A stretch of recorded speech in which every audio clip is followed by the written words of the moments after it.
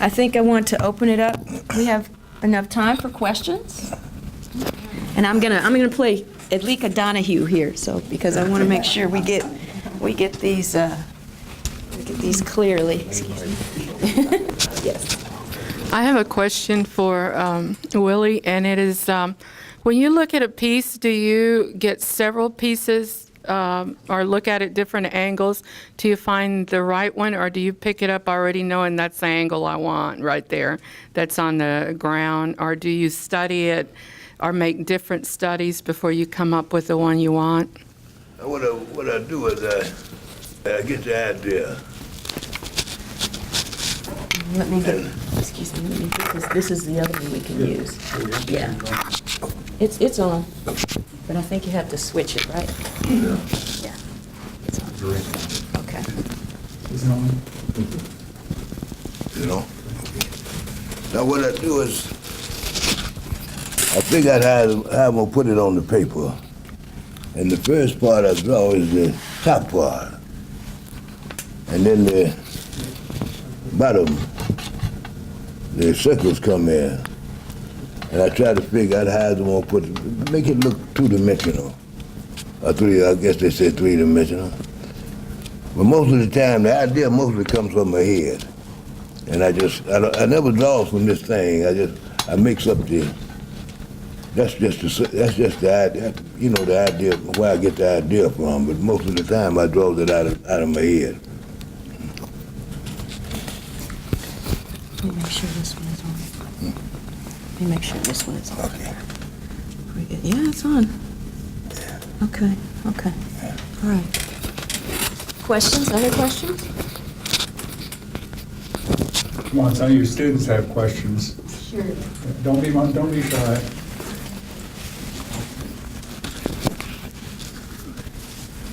Yeah.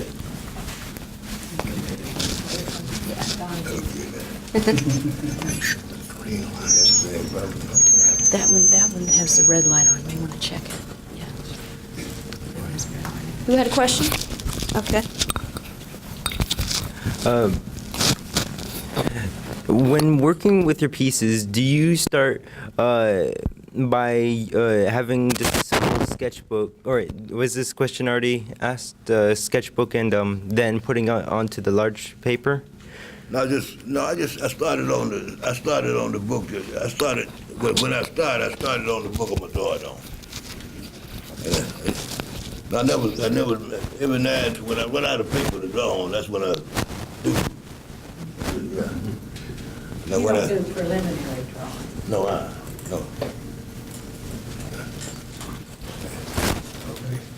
Because drawing comes in and out of fashion at different times. And I've told some people recently that if I had to have my entire life's work stand on either my drawings or my paintings and have the other entirely destroyed, I'd be hard-pressed whether to pick one or the other. But I think that I've had the opportunity, the privilege of having known many major 20th century artists.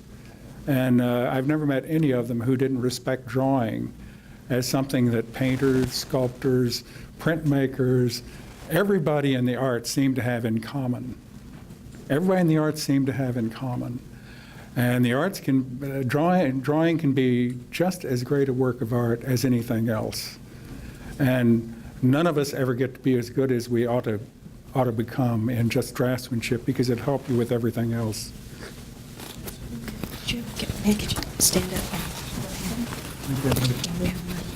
My question is, first, how old were you when you started to draw? And the second is a comment that it shows such confidence and freedom that you can actually start on the same piece, because I always do studies first, but sometimes the studies always turn out better than the original product. But I think that shows great confidence and freedom that you can actually start on the piece and that's the piece that you end up with. But that was the first question. How old were you when you started? Thank you. I think I was about, I say about 10 years old, about the first grade, in the first grade. Now I didn't actually hear what you said about what would you ask me?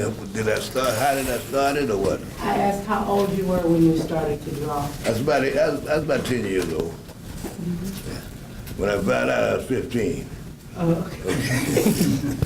But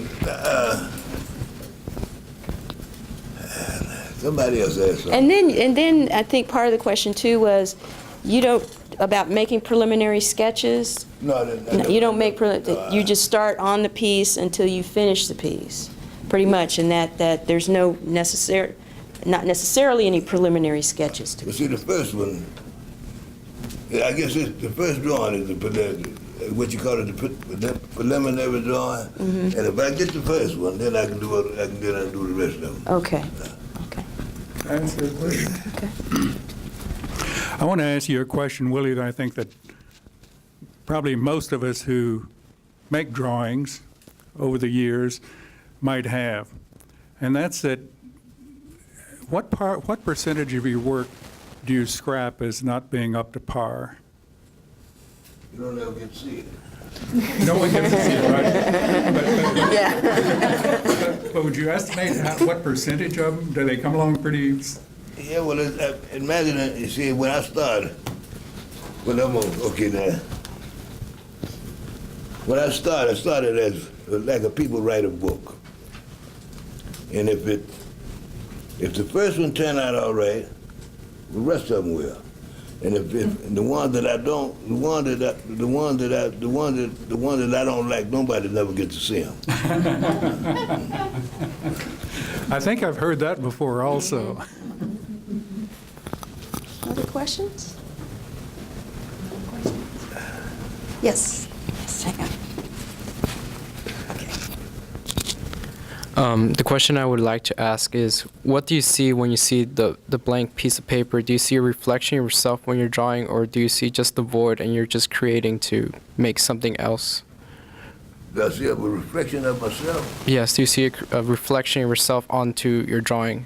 Do you create to make something else in this world other than you? There's some things I do. Now, I can't exactly hear all the questions that you're asking me. What do you see when you're looking at the paper? Do you see a reflection of yourself, or do you see something else in the paper when you? No. Well, I move to see what I'm. Okay, like when I was drawing the acorn, well, I see the acorn first, and then after I draw the first one, then I can draw. I change it up. You know, one might be here, one might be there, and the other one might have a different crack in it, one might have a crack in it.